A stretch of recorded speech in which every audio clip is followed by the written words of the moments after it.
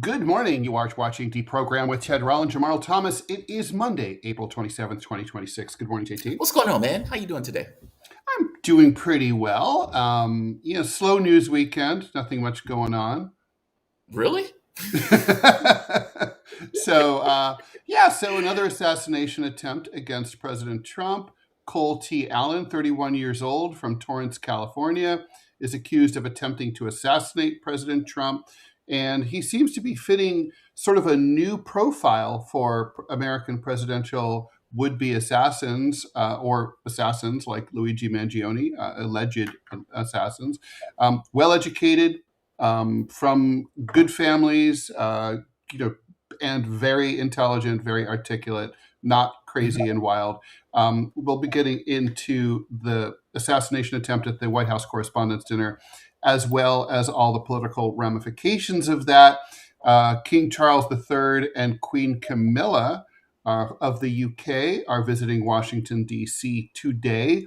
There had been talk of canceling that visit or delaying it due to what happened on Saturday night, but that is not going to happen. And in Israel, two minor parties are coming together. They're merging forces in an effort to try to get rid of Benjamin Netanyahu in the next election. So a lot going on. I think we should obviously dive right into the White House Correspondent Dinner. Yes. I'm eager to discuss that with you. I'm Please curious. go ahead. No. I'm curious on your take. I mean, I'll give you my take, but I'm curious on yours. My take is... Well, first of all, because we air on the internet, on YouTube and Rumble, I suppose we should address the fact that one of the most searched for terms on Sunday was faked, staged, etc. Yes. People who are convinced that this is not really whatever this is. I mean, look, we have no reason to believe that. This probably is. Usually most things are exactly what they look like. Not everything. I definitely don't want to say that. I don't want to be naive. But most things are exactly what they look like. And this looks like a case of a guy who was disgusted by President Trump and his policies. Yes. Who he fits the profile in many ways. He's young. He's a single guy. He's not a parent. He's not married.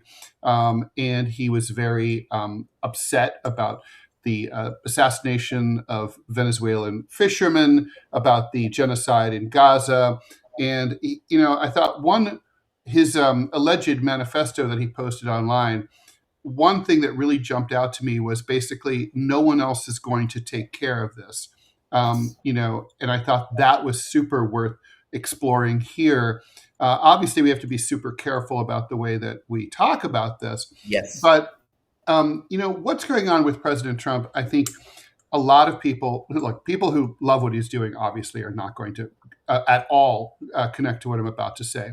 But for people who view him as a failure of the system, someone whose manner, whose policies, whose approach to governance is really outside of the norm, they're going to view him and the fact that he's still president as a failure of the system. It's a failure of the Democratic Party to run a viable candidate against him in 2024 or in 2016. It's a failure of the Constitution in terms of not providing a viable path for, we have a political means of removal in the form of impeachment. But basically, if the party in power in the House of Representatives is the same as the party as the president, it's almost impossible that the president would ever be impeached, even if he got caught dog fucking. In fact, I asked Trumpies on my Twitter feed if one of them, if he was caught dog fucking, would they be in favor of removing him? Not one person would say yes, right? So that's where we're at. And then there's the failure of the 25th Amendment, which needs to be invoked by the vice president. And you can see why it never has been, because the person who invokes it then benefits from it by becoming president. And it would be viewed as extremely self-serving. It's a ridiculous mechanism. So you have a system that fails us. You have a president who is out of control and reckless in many ways. I would argue is mentally unsound and certainly temperamentally unfit to be president. That part, I think, is clear and should be impeached, should have been impeached over emoluments 1,000 times over, but certainly should be impeached over these wars of choice that particularly the one against Iran, but not only. So I mean, he's a terrible person. He's a terrible president, and he should be removed. That's not to say that I think we would have been better off necessarily under President Harris, but this is where we are, and I think it's the only thing surprising about what happened on Saturday night to me is that it doesn't happen more often. Yeah, agreed. I mean, you said a few things. For one, I suppose that the Trumpers, MAGA supporters, fake MAGA supporters, and I'm saying this because real MAGA supporters would be like the Marjorie Taylor Greens and Tucker Carlsons that actually care about America first, right? But they would probably say, well, the dog was asking for it. I mean, that dog might have been putting off signals that Trump couldn't resist, right? So who knows? From the standpoint of the thing that took place at the White House Correspondents Dinner, I'm conflicted. And I'm not conflicted about whether they should murder the president. It's not that. I'm conflicted about this idea of what do you do?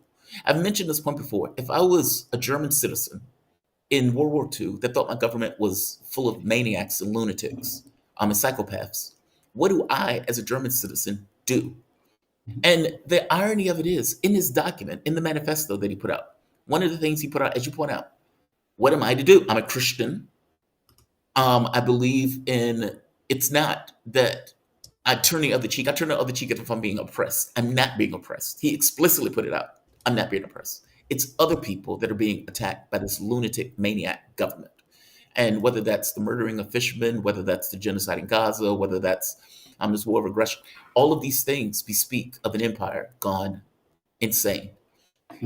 What am I to do? Right? That's this point. What am I to do? What is people to do? Nobody else is picking up the ball, so this is what I'm going to do. This is what I'm going to try to kill from the top down. I think you call them pedophiles, rapists, and something else. Traitor. Yeah. Look, he's right in that sense. The catch is, what do you do about it? Right. And is it productive to go and try to murder the president of the United States? He's even right about the Christian thing. Because he is right. It's like, look, man, as a Christian, what am I supposed to do with this? You're using my tax dollars and you're murdering people abroad in my name. You're backing rapists. Israel, I don't know if you remember this. They raped a man. They gang raped the guy, the Israeli military. And when it went to Channel 4 for them to talk about it and discuss it and to do a poll in the population about whether they're okay with it, 60% of the public says fair game. That's who we're backing.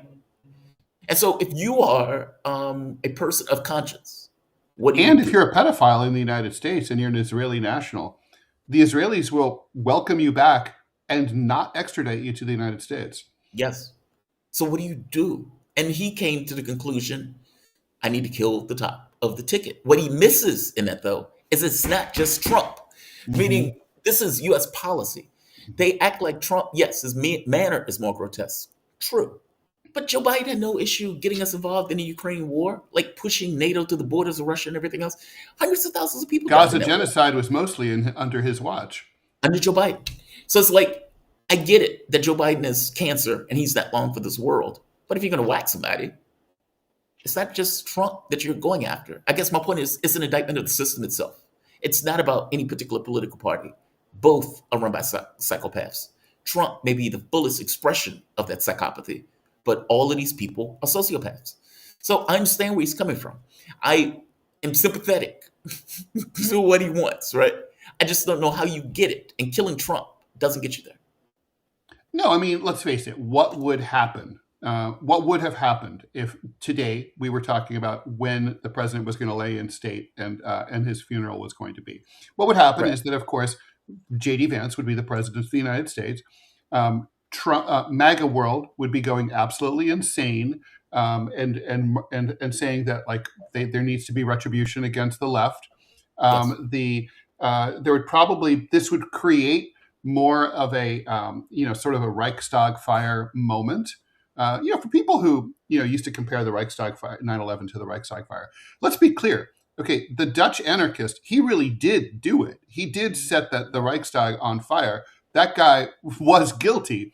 And what happened is that the Nazi regime used it as an excuse, right, as a predicate to crack down and finalize the clampdown against what remained of the Weimar Constitution. That we would have that kind of moment here, right? Where you could, J.D. Vance could say, "Well, I'm not sure, I'm not really sure if we should have midterm elections given the heightened thing." The thing is, there is no legitimate outlet for taking care of what needs to be taken care of under the existing system, as previously mentioned, and there's no left wing organization for a guy like Cole T. Allen to join and say, we're going to agitate for real change, meaningful change. He went to a No Kings rally, apparently. I'm sure he saw what a fucking waste of time that was. He donated to Kamala Harris. He saw what a waste of time that was, or waste of money. The truth is, under this system, there is no way out. This is why I advocate revolution. I think that the state needs to be overthrown. I think we need to start from scratch as Americans. I'm not saying I have my ideas of how things should be done, but that's neither here nor there, right? I think as Americans, we need to tear the whole thing down from scratch and start with a brand new system, new constitutional convention, and hash this whole thing out as Americans and figure out how to, a better, newer, more contemporary way to live. Because this system has no outlet. And to me, what happened Saturday is a reminder of that. Violent country produces violent people. What's ironic about this is that... and did you see Trump's Truth Social that he put out late that night? Yeah. We must all live in peace. There's no space for political violence, says the man who's authorizing drone strikes, says the man who currently has not only the president of Venezuela, but the first lady of Venezuela sitting in a prison right now for no discernible reason, who assassinated the supreme leader, head of state of Iran, and always brags about killing the equivalent of Colin Powell, the Soleimani back in 2020. Political violence, it's like the commercial. You're soaking in it, Mr. President. Well, that's why I didn't have any feelings about this. I saw this and was like, interesting. And I'm just going to come out and say it. Back in 1981, when John Hinckley shot Ronald Reagan in front of the very same hotel, the Washington Hilton, I was... Just to be clear here, I hated Ronald Reagan with a purple passion. I protested him. I was really upset when he won, not once but twice. I think Ronald Reagan, to this day, I think he was a scoundrel of the first order. He destroyed the social safety net. He destroyed the idea of America as a communitarian society where we all help each other. I hated him. When he was shot, I was shocked and dismayed, and I thought, this is not the way we're supposed to do things. Now, I don't know if that's because I was 18 and now at 62, I'm grizzled and hardened. But I don't think that's it. I think that I have to admit, if Donald Trump had been shot on Saturday, I would not have given two shits. I would not have thought that I would have found it interesting. I would not have found it sad. I wouldn't have been happy about it. But it would have been to me like, driving down the road and seeing a dead opossum. Dead opossum. I don't care. I just don't want the possum blood on my car. That's it. Yeah. And I don't think, and there's something very, very wrong when an American citizen feels that way, or maybe doesn't have feelings about this. And we're supposed to pretend to be sad about this or care about this, but at least half the country doesn't. Yeah. What's the point of being? Look, how am I, as a human being with a certain sense of integrity, and try to be honest, come out and say that the man has been murdering people abroad, as you point out, whether it's drone strikes, whether it's a war of aggression in Iran. They killed thousands in Iran in a war of aggression that never needed to take place that Donald Trump launched. The genocide in Gaza that he kept going after claiming that he was bringing it into it. The ceasefire that he's claiming exists, that doesn't exist. And as you point out, Maduro sitting in the prison. And that doesn't even touch Soleimani. That doesn't even touch sanctions on various countries in order to try to make those economies scream, like Cuba being put into the dark. We have no idea how many people were injured or killed. What about people on dialysis in Cuba that no longer have lights, that get treatment? Like, this is the stuff that we're talking about, right? You can say that, Healthcare, refusing to do anything about healthcare. Americans literally die every day because and even talking about President getting Trump rid of refuses Medicare to and address Social healthcare. Security because we have wars to fight and we need to increase the defense budget by $1.5 trillion. So somebody takes a pot shot at a psychopath. Why do I care about the psychopath? Why? Like, I'm just being honest. He is a guy. He is a guy doing horrible things around the world. And I'm supposed to feel concerned? Yes, there is something wrong with that. And I'm saying that's not a factor of us. That is a No, factor of the environment that is it's a creating factor this point of of view them. in us. Yeah. Yeah, Oh, and by the way, the ball. Trump came out and was like, hey, man, this is why we need a ballroom because the president isn't safe.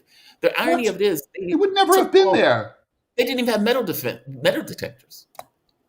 Yeah, as Cole Allen mentioned in his manifesto. I thought, the hypocrisy, the self-serving, the self-dealing of all this, like, you're literally messaging the ballroom after, someone was coming out to kill you. That's your takeaway. That's Which your is why people are shtick. calling it fake. It's I mean, what's fake is the response to the whole thing that like, and look, who's guilty of all this too? Both political parties, the system, the media has all normalized violence. Like they ultra violence, as they would say in Clockwork Orange.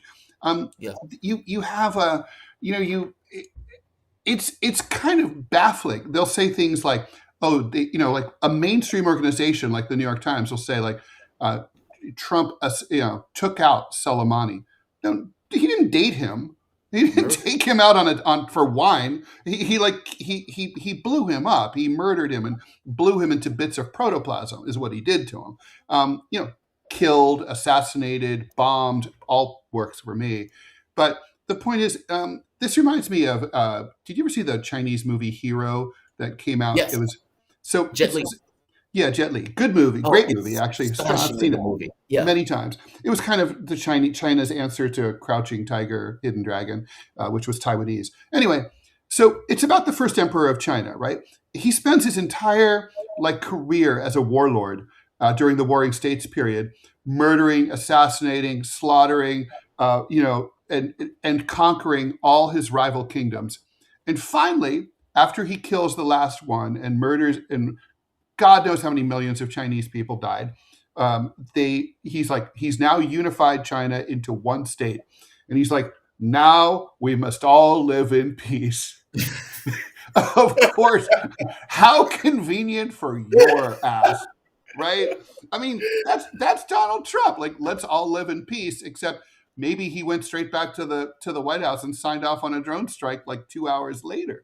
I mean, yeah. and we're supposed to, you'll see, Democrats and, mainstream liberal media people say like, oh, it's deplorable. There's no place for political violence. No, there's only place for political violence in this country. I mean, this same administration murdered at least 2 American citizens, and God knows how many, non-American citizens at the hands of ICE over the last a year and a half, and made fun of them, smeared them, lied about them, covered up the murders.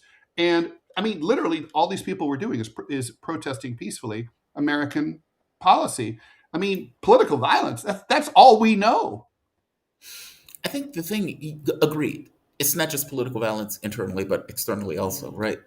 And as you point out, the old days where it seems like protests mattered, or where you got all of these people who would rally around a particular cause, where you get these movements pushing upon the system, where the Nixon administration is like, oh my God, they're coming to get us. That is not there anymore. I mean, it just seems like it's ineffectual to make change. Maybe they look at it as, we don't believe in your threats. Maybe it's that we don't believe that Americans are going to get out and get aggressive with their government in order to make changes. Maybe it's that. But when it puts me in mind of a relationship where the wife or the husband just complains but never does anything, in which case the other just realizes, oh, they're bluffing. Maybe it's that. But they don't seem to respond. And to be honest, I don't remember a large protest that was sustained short of the Iraq War. Maybe going back to the Vietnam War. That one wasn't even sustained. I mean, the Yeah. truth is, with the Iraq War, the protests basically came to an end after the invasion and the occupation began, and there were only, like, I don't know, maybe half a dozen protests leading up to the war of any Yeah. note. So Yeah. So what is the government thinking in this case of they're like, not worried we're not about us. They're not scared of us at all. exactly. And that's the issue. That's the issue, right? It's one thing, meaning there needs to be leverage. I am a Hmm. firm believer that leverage is the thing that makes changes, not complaining, not asking for it or anything like this. And lone gunmen's, it's not enough. So It's this is the something hard else. part, right? Like, I think I would like Cole Thomas Allen. I think I would enjoy his company. I think I would relate to him more. If it's the beer question, Gore versus Yeah, Bush, I'd rather have a beer with Cole Allen than Donald Trump. Much rather, assuming that agreed. Donald Trump was going to have a beer. Um, I mean, that's fucked up too, right? I mean, It is. yeah. But that's environmental. That's not like, it's not like you woke up in the morning and said, I want somebody to knock off the president, right? Under, like, meaning No, in an ideal system, I want him it's to not be like, impeached, is what I want. I want him yes, to be removed. I want to live in a country where Republican members of the House of Representatives and in the Senate get together one morning and they're like, look, guys, this is going to hurt our party, but we've got to take out the trash here. This is fucked up. We have to let JD drive the car and hope for the best, right? That's literally the country I want to live in. right. And I'd like to think that if I were a Republican member of Congress, I don't know how that would ever happen, but but if I were, I can't. That's the conclusion I would come to. It'd just be like, look, this was a president who found it necessary a few days ago to issue a formal declaration that he did not plan to drop a nuclear bomb on Iran. Right. I mean, why? Because me and lots of other people thought he's that fucking crazy.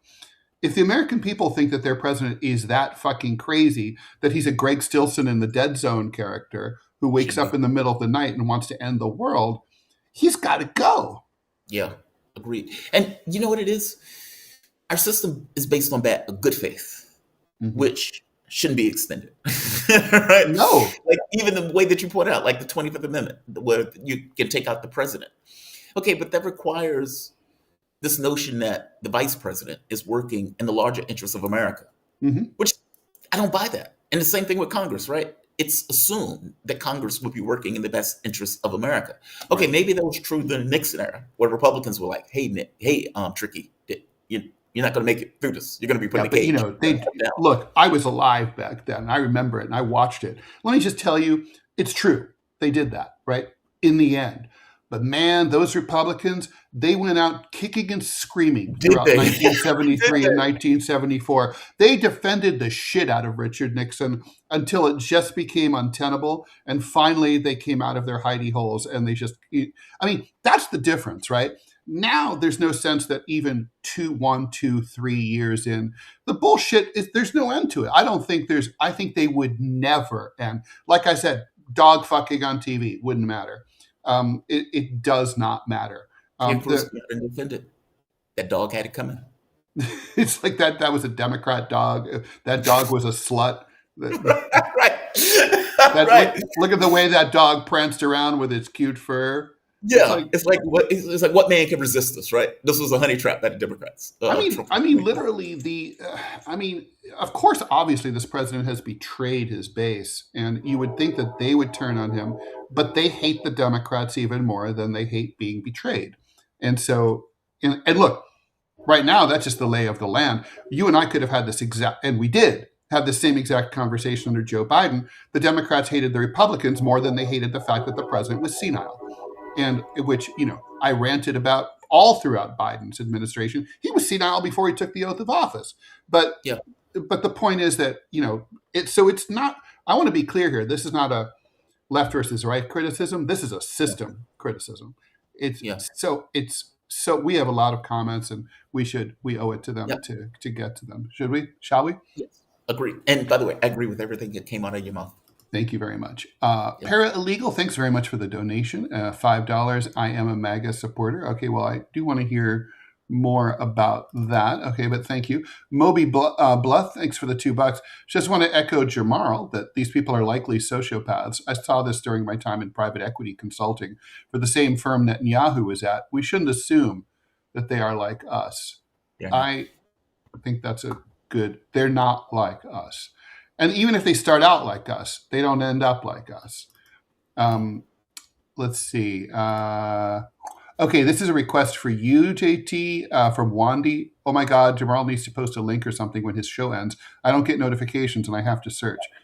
So one recommendation is if you subscribe to the show, you should get, on YouTube or Rumble, you should get notifications. But anyway, a link is always good. I put at the bottom of my channel to know that they can come here. Cool. Manchild, I'd never shed a tear for the goober, but could a Trump assassination create a martyr effect that strengthens his base, creates chaos, and destroys any chance of the left making real political gains? I don't think there's any chance of the left making real political gains as it is. But yes, no, for sure there would be a martyr effect. No question. Yeah, I mean, the hardcore MAGA supporters will feel some kind of way, I suppose. Kind of like the Charlie Kirk thing where they try to effectively use Charlie Kirk as a lightning rod into political space to go after the left, or specifically go after Democrats in general. Yeah, I mean, that could always be the case, right? For any president that gets killed. I mean, I guess that's kind of my, if I have any twang, it's Did you hear Trump talk about, like, on 60 Minutes, all the best presidents get assassinated? That's why this is happening to me, because I'm a great president. Really? I'm like, I don't think William McKinley was that great. Right. I mean, look, Garfield was a wonderful person, actually, but he was only in for a few months, and he didn't really have a chance to do anything. JFK always overrated. You think JFK is overrated? One day we will go to the moon. I don't know if I entirely agree. I know they have the dark side of Camilla. Fair enough. Well, I mean, look, he was squirrely on civil rights. True. I don't think the Civil Rights Act would have passed under an ongoing Kennedy administration. You think it required his death in order to push that over the finish line? Yeah, I think LBJ really required it. Yeah. I mean, that was LBJ's life work. Maybe Bluth, there was a photo circulating on Reddit of the shooter wearing an IDF shirt. Yeah, I saw that. I didn't know what to make of it. Oh, let's talk about that. I saw that, and I was like, my first thought was, is that fake? And like nowadays, you have to ask yourself that about any image you see, video or audio, or I mean, I know audio is not an image, but any image you see online, you're like, is that real? I mean, that's role does that play in stuff? You don't even know. So, Jamarl, one of the things I found fascinating was I did a deep dive into domesticated cats and how they're wired one time. So the difference between a domesticated house cat, and they're all house cats are descended from two breeds of wild cat, the Middle Eastern and the Central Asian wild cat. And those cats are unique among all cats in that they have a trip mechanism. Like if they're startled, they take a beat to assess whether there's an actual threat before they bite or claw. Ocelots, tigers, cats like that don't do that. They just go straight to bite and claw mode. And that's why cats can be domesticated, because they can live with us because they don't freak out every time a truck drives by your house, right? And so I'm thinking now we've become domesticated house cats. We can't react to what we see in the news. We have to sort of take a beat and say, wait, is this real or not? And that, I guess, is probably good. But on the other hand, it means that we're tamping down our emotional responses to things that maybe deserve a more intense emotional response. I don't think it's good. I mean, okay, let me split this. Yes, you're right. It's good for people to take a beat to assess, right? Mm-hmm. It's bad that they have to do that. And what I mean by that is we are reaching this kind of weird age where truth and reality are very nebulous things. Mm-hmm. It was bad enough from the standpoint of just media, where media will report a story in order as propaganda to get the audience or the public to move in a particular direction that may be against their own self-interest. Now, and you can expect in 10 years with sufficient technology, what's real and what's fake are going to be very difficult to ascertain. And the idea that you can say, XYZ took place. Like, for example, the Reichstag fire. Let's take that for example. Okay, there was a Reichstag fire. Okay, we're going to blame Poland, and we're going to use that as a pretext to go into the war. Okay, what if you could see the guy set it, and you could see him wearing I Love Poland t-shirt while he is setting it, and all of it's fake. And I'm saying you can get to the point now where technology is what's real and what's fake, or what's fake is indistinguishable from what's real, because A, it's being reported to you, and B, as you're looking at it, everything in it will look indistinguishable from reality. That is terrifying. Yeah. And like trying to figure out what's real will be difficult. So even if you take that beat and you're looking at it, the people who are looking at it, it's always going to split. If I have an argument with you about beating your wife, half of the audience is going to be like, Ted beats his wife with no evidence presented, right? Right. What does that look like when it is presented to you and it's indistinguishable from real? And even worse, just one more point. 30 years into the future, 40 years into the future, when documentaries are being made, how would they be able to tell what's fake and what's real when they're looking back? They won't. It's terrifying. Because the thing is, there's still stuff that's ancient propaganda that still flies, right? I mean, exactly. there's the anti-Semitic tract, the Protocols of the Elders of Zion. Right. It's a forgery. It's not real. It's not true. Some people still think the Hitler diaries are real. They're not. They're a forgery. There's that famous video, that movie of Hitler celebrating the fall of France, and he does a little jig. That's Allied propaganda. They put him on a loop. He just stepped back once to let someone walk by, and they put him on a loop to make him look like he's doing a Salil jig. That pops up in documentaries about the fall of France. So I mean, the thing is, so back then there wasn't nearly as much, fake news as there is now. It's like, I can't even imagine. It's terrifying. I mean, it's makes you question reality. And a lot of people are just going to check out more than have already checked out. A lot of people have checked out of the news because they're disgusted, and they think it's fake. And now they're going to be like, why fucking bother? It's the reason that I never got into the WWE, because it's fake, right? So it's like, I'm not interested. It's like when I stopped following baseball because I realized, like, they're not really. The Cincinnati Reds aren't really from Southwestern Ohio. They're like, they don't really care about it, and they'll just go work. It's a business, and they'll just go work for someone else. And half of them are on steroids, and the whole thing. I was like, it's fake. Fuck it, I'm out. So people will do that with politics. They really will. Well, I would argue they already have. I mean, when you get 50% of the people checking out of the elections, that's pretty wild, right? Also, this other thing that's very strange. Like, it's almost like the laws haven't caught up. Or how can I say this? We haven't caught up with our technological advancement and what the technology means. Because it's one thing to create something. It's another thing to be like, okay, what does it mean in our society now that this stuff is being created? Technology is a beautiful thing, right? Like this idea of eliminating work, eliminating the need for people to do laborious jobs. I don't want a human being who has the capacity to understand the universe dropping French fries. By the same token, it doesn't seem like we've caught up with it. And some of this stuff is sprinting well beyond our capability to control.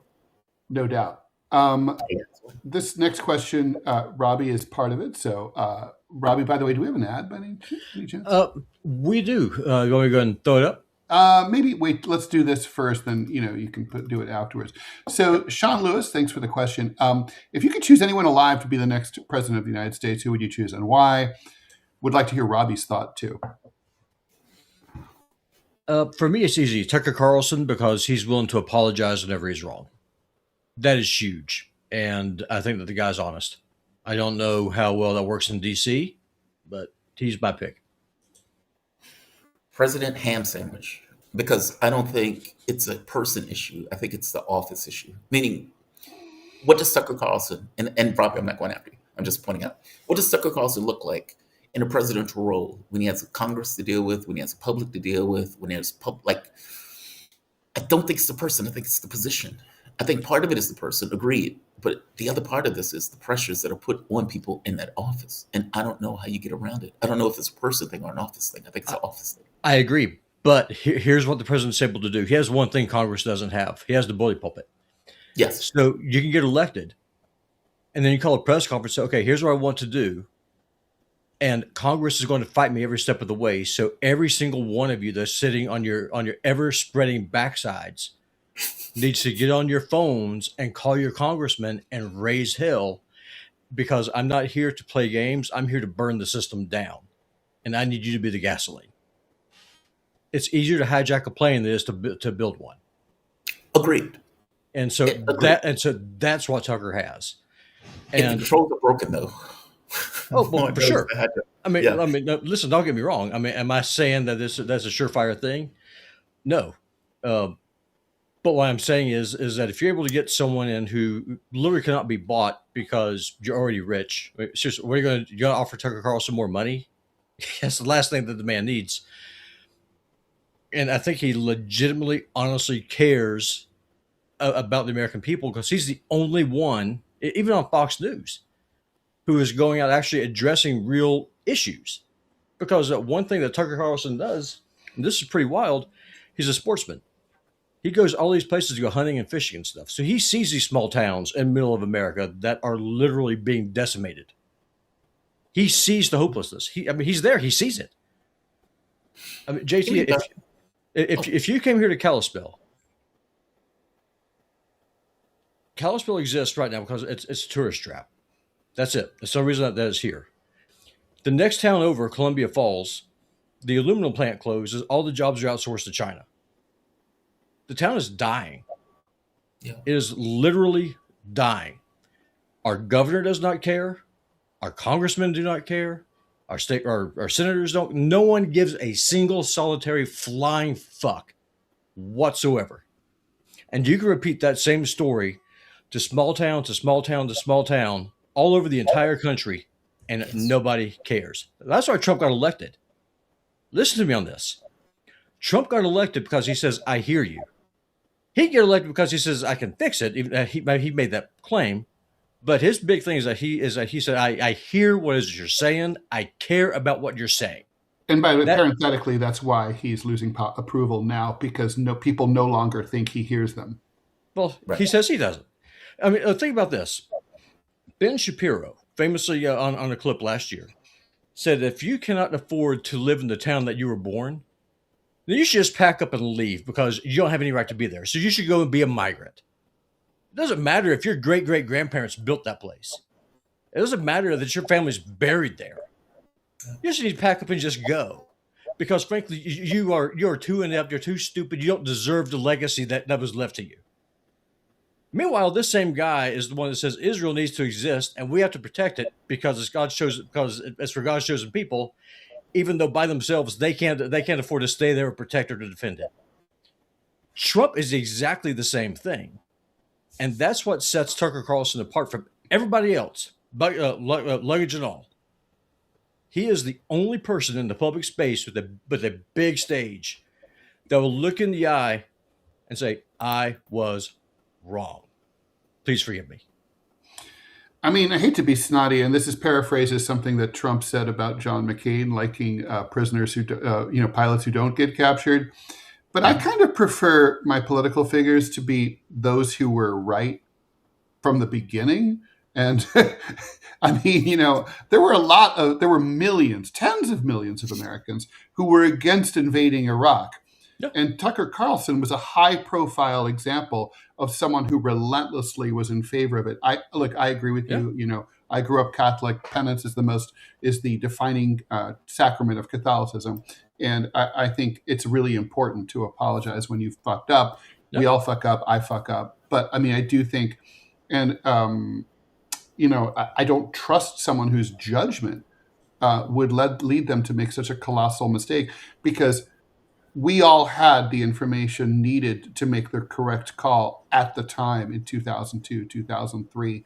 And Tucker Carlson, for whatever reason, his brain failed him, or he was full of shit and being paid to lie. I don't know which it is. Well, he came out and said, because one of his interviewers, one of his people on the shows, I don't remember which one it was, asked him that very same question. Said, why did you do this? He said a couple of reasons. He says, one, the paycheck was good, and I was drunk and stoned all the time. That sucks.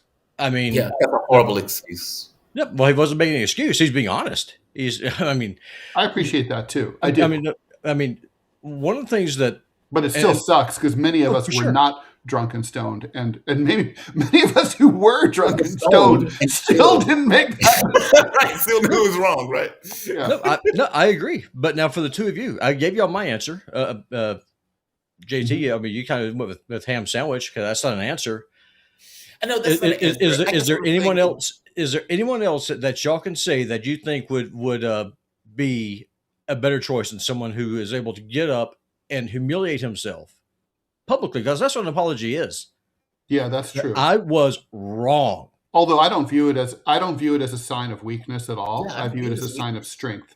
Well, Yeah. a lot of people, but things. I mean, a lot of people do though. Like Oh, Americans, I know. we're In the our exceptional culture, you nation. should never apologize. We never apologize. We never ask for forgiveness. There's nothing. You cannot be a Christian without first admitting I screwed up. I'm a sinner.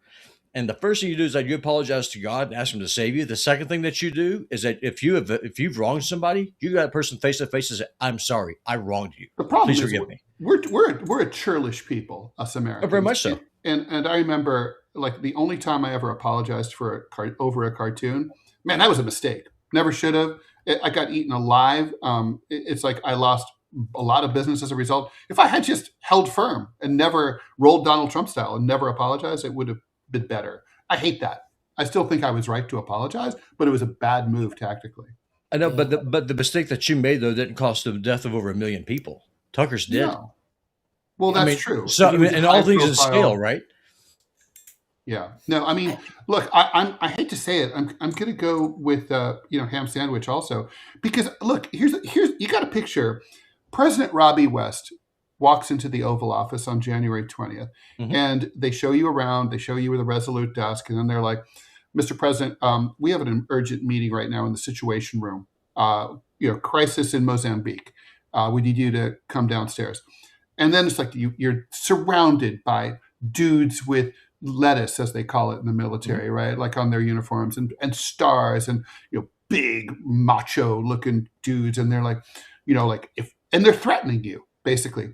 If you don't do this, you'll look weak. If we don't kill these people, you'll look weak. The United States will look weak. Our national security interests are at stake. We will not implicitly. We will not respect you. We will not follow your orders in the future. Our allies will think that will say that you're weak. You have to act decisively, boldly, violently. Do you want to know what President Robbie West would do? And I mean this sincerely, because I've thought about this a lot. Ted, me and you've talked about this. Mm-hmm. If someone came into the Oval Office and said, "President West, I need you to come," and like Justin said, let's just use Mozambique, I would point to a map of the United States on the wall and say, "Show me where Mozambique is on this map." Well, Mr. President, it's not there. It's in Africa. I said, "That's not my problem. I don't care. My problem is right here. These 50 states, that's my problem." Okay, and you work for me. But countries have missiles. I mean, I agree with you fundamentally, but it's like, but we have security interests. We have. So what? No, we don't. But the point is, we can go down this rabbit hole, and we do have a couple more topics to talk about if we want to get to them. I mean, I do think this is interesting. I don't know that. I don't know that one person, even as powerful a person as the President of the United States, with the bully pulpit, as you mentioned, can really change anything of note. They all end up getting swallowed by the Borg. They all do. It would depend on the American people, because here's the thing, and we'll go away because I know we got to go. People think that the presidency is more important than it actually is. In a lot of ways, it's kind of a figurehead, because you do the will of the blob, because the blob can outlast you. Mm-hmm. You've got to have Congress. And the only way that you get Congress is by burning down the system. That's why I voted for Trump. You cannot negotiate with the cancer. You can't negotiate with it. You can't ask it nicely to stop growing before it kills you. You have to cut it out and you have to kill it. Our government is a cancer. You have to cut it out. You have to kill it. Agreed. You have to extract it. The question is how to do that. By pissing off the American people and getting them. I think you have to overthrow the whole thing. Well, there's two ways that you can do it. Either one is that you can do it internally, which is what Hitler did, or you can roll the dice and you can try to have a violent revolution, in which case maybe it'll work after 30 years and 1 million people dying, Let's try Probably. let's try the overthrow first from within. If that doesn't work, then no, the cartridge box is always an option, but it should be the last one. I Well, gotta be that's the honest, argument. mechanical. I mean, meaning I think empires go up to the point where they can't go anymore. And I think a population like the US, it would have to get to the point where it is so beleaguered and strained that changing things takes more. I'm saying this weird. Standing still takes more energy than changing it. Meaning, I think imperial overreach will have feedback consequences that would affect how we engage. That sounds cynical, but I don't see the American public getting up and at them like talking about. I could be wrong. I hope I'm wrong. I Right. don't know who would go through the gauntlet of political intrigue to get to the level of the president and can withstand the forces that are going to be pushed against them when that person gets in office. I think it will be hard. I think people like you, Robbie, get weeded out before you ever even get to the primaries. Oh, I would get assassinated. Well, and I that, guarantee that that's what happened to ultimately me. is what would happen. Oh, for sure.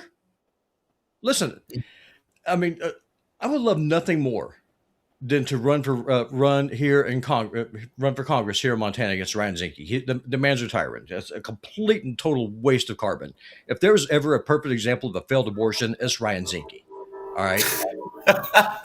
That being said, even if I was able to raise $1 million to take a seat here in Western Montana, think about that for a second. Oh, that's not enough. Oh, I know. You'll But closer to 10. if I ever got to Congress, they would give my life a colonoscopy, try everything they can to try to destroy me. If that couldn't work, then what they would do is they wouldn't put me into a committee. If that didn't work, I'd have a tractor fall on me like traffic hand did. I mean, I understand what the process is. People like me don't have a future in politics. But someone like, say, John D. Rockefeller over there on the Rumble chat is very eloquent, much smarter than I am. Do it. I tell you, There will be questions about his name, though. That's fine. Let's, But no, Robbie, the sorry to school board interrupt, but the school board we've got to election move. is the most important election though in your county. Run for your school boards. Take those over first, and the way that you eat an elephant is one bite at a time. Don't think global. Don't think I agree national. with that. Think local. Guys, let's go ahead and okay. So let's have that ad, Robbie, and let's move on. Let's ask. There's a few more questions we have to get to. Let's see. Oh, they're not available. We lost it. It's all good. Oh, we lost it. Okay. All right. Okay. So maybe Bloop. I just want to. Okay, we talked about that. Notice how the media never talks about civilian casualties of our war crimes. We've been desensitized to our violence to no end. Hear, hear. Agreed. Hey, you can look at Reuters this morning, or it's either Reuters or the AP talking about the Western-backed putsch attempt in Mali, and the way they talk about it is kind of like opposition forces raided Mali in an attempted coup. It's like, dude, you're pushing terrorists to try to overthrow a government that you lost. Talking about Mali, it's part of Sahel states now with Ibrahim Traoré in Burkina Faso, Niger, and Mali as a unit. It's agree. My point is agree. It is like spreading like a cancer. All right, let's talk about the royal visit. I don't need a lot of time on this. I don't know about you, JT. I guess it's like if I were King Charles and I was fighting cancer, probably like hanging out with someone as toxic and annoying as Donald Trump would probably not be on the top of my list of personal priorities. But interestingly, Prime Minister Keir Starmer wanted this visit to take place and wanted to shore up the relationship across the pond, as they say. Keir Starmer is like looking a little bit cucked here, isn't he? I mean, Trump treats him like dog shit. And then instead of sort of distancing himself and giving him the cold shoulder, he's like, I'll send the king and queen over to suck your dick. Wow, that's a hell of a Passover, Ted. That's a hell of a Passover. It's like, all right, Jamal, what are you coming after this? Well, it's DeProgram, right? I mean, when you get Rudy calling Trump daddy, and you're like one grown man calling another grown man daddy, is pretty astonishing. But that tells you the dynamics of the relationship. And this is the UK. Supposedly, we have a special relationship with the UK in this case. Yeah, the special relationship from as you point out, one man's penis to another man's mouth, which seems to be the relationship between the two. No, in all seriousness, obviously Britain is having difficulties, right? I mean, the blockade is having a serious effect on Europe and the cost of energy in Europe. We don't entirely see it in the U.S. because the U.S. is trying to manipulate markets. Not yet. But the gas is going up. And there's only so much market manipulation you can do by claiming Iran has offered a deal and then the U.S. not saying anything. We are close to a deal, et cetera. My point is, the UK, whether it's from the standpoint of the Ukraine war or whether it's from the standpoint of the blockade, is being affected by U.S. policy. And with this deep disassociation with the European Union, obviously, they are in need of some kind of trade deal with the United States in order to shore up their economic, let's say, the economic center. Mhm. So, yeah, they are, the moment that you said we're going to uncouple from Europe, you got to couple to somebody. You're just a tiny little island, right? And with the U.S., that special relationship is going to come in handy even more so. And yeah, obviously the UK is a junior partner in that relationship. Yeah, if you're calling it cupped, I will go with the same phraseology. Yeah. Okay. God, I think maybe thanks for the donation. Guys, to be honest, how much do people actually care about the scandals of these politicians? E.g., did anyone care about Clinton and Lewinsky, or was it just a media plot? I'm a woman, and Monica didn't bother me. Well, in the old days, I think they did. People cared about the Monica Lewinsky thing at the time. Yeah. Yeah, it just seems like we've gotten used to them.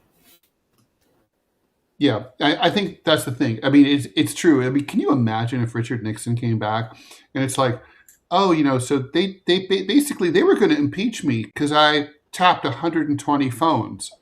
And, Edward Snowden will be like, well, now we tap all of them, right? Like in the world. It's like, I mean, the scale, I mean, is breathtaking. Think about poor Spiro T. Agnew, right? Vice President under Nixon, forced to resign because as governor of Maryland, he accepted a $10,000 bribe from the milk producers lobby. That's how he resigned from the vice president. Like, can you imagine now? That's like 5 seconds in Donald Trump's grifts. Yeah. I mean, he's literally making billions of dollars. He's grifting his own assassination attempt on the ballroom. It's crazy. I think we're on the same page there. Flanderina, JT and Ted, I wish you'd named an actual person. Does that mean you think the system is so absolutely broken that there is no one? Yes. Yes. That's why I don't have a name. Like, even if I said Bernie Sanders was too weak to even run a decent race against another maniac, right? Like, and even if he was in office, I think he would be milquetoast at best. Like, meaning, I think the system corrals. I think even the process of getting into that particular position damages the individual or requires a certain individual to take that role in order to go through that gauntlet to get to that particular position. I mean, you could say FDR. I thought FDR was great. But that's my own bias from a historical context. Who knows what that looks like in today's modern times? I don't have a person. The issue is the system. This needs to be demolished. And whether whether the Iran war is the climactic end, the last gasp of a dying empire, who knows? I hope that's the case. It's not to our best interest. Do you really believe spending $1.5 trillion for a military is in the best interest of the American public? Honestly, not with $37 trillion in debt. No. Yeah. Not as long as a single American is suffering. Seriously. It's not as long as a single American is even slightly mildly worried about one bill not being able to get paid. I do not want to waste that money on defense. Agreed. I mean, like $37 trillion there, $10 trillion of that was the Iraq war and Afghanistan war. And $2 trillion a year, like under the Biden administration, the Trump administration, et cetera, et cetera. This stuff is outrageous. It's not like it's coming to us. No, it sure fucking isn't. We have a few minutes. Changes afoot and perhaps in Israel, but not big change. Naftali Bennett and Yair Lapid, who are both opposition figures on the center right. There really kind of is no liberal politics in Israel anymore. They're going to merge their two parties, and they're going to try. And there's going to be elections later this year, and they're going to try to throw out Netanyahu. The only time Netanyahu's been out in about a quarter of a century as prime minister was when something like this happened earlier. And of course, you can look at Hungary and see the effect of, sort of getting together with the opposition and unifying behind an opposition candidate. Question, is that likely to succeed? And then B, if so, would that have any meaningful impact on Israel's behavior in Lebanon and so on? No. The answer is well. Will it succeed? Maybe. Will it affect policy? Probably not. I mean, the fiction here is that Netanyahu's the bad guy. If we get rid of him, everything will be fine. Yeah, the issue is the colony. It's not. It's like, Netanyahu's a bad guy. True. He's a psychopath. True. Putting in two other psychopaths or putting in another party led by a psychopath is not entirely going to change Israeli policy. Will they pull back in some respects? Maybe, in order to show some difference. But the Israeli population firmly agrees with Netanyahu's policy. Let's be honest. So it's not the leader. It's the entirety of the entity itself. It's the existence of the entity that's the problem. At least that's my point of view. No, I totally agree. So we'll see what happens there. I mean, I think Israel is kind of a lost cause because, it's kind of like what's going on in you're looking at the United States from the outside. If you had a restive population with 30 million protesters in the streets of American cities every day, Americans could credibly look at the world in the face and say, look, listen, we don't like our country and what it's doing. But we can't do that. And Israel's in the same exact position. They're on board. They're complicit, because and the polls show that. And even when there was opposition to Netanyahu, it was just over like, oh, you're not bombing Gaza enough, or you're not doing enough to get our hostages back. It wasn't about the genocide. Exactly. Yeah. They were firmly, to the tune of like 80, 90%, the population agrees with government policy. So we have this logistical issue, JT, where I need to hit a button. And then I when I do that, I go silent as I go into TMI show with Manila Jan. So I'm going to need you to close out the show. But before we do, let's end with a very nice positive comment from the real Tim Bott. You guys are kicking ass since John left. Jamarl, I'm sorry I haven't made time to welcome you. You're a perfect fit and a pleasure to listen to each day. Couldn't agree more. Have a fantastic day, guys. I appreciate that. All right, we are closing. This is DeProgram with Ted Rall, Jamarl Thomas. We will see you bright and early. In fact, we have Q&A this evening at 12 o'clock. We will be there, so definitely check us out if you have any questions that you want to ask Ted and I. This is Jamarl Thomas, Ted Rall, DeProgram, Robbie, signing off. You guys have a fantastic day. We'll see you at 12.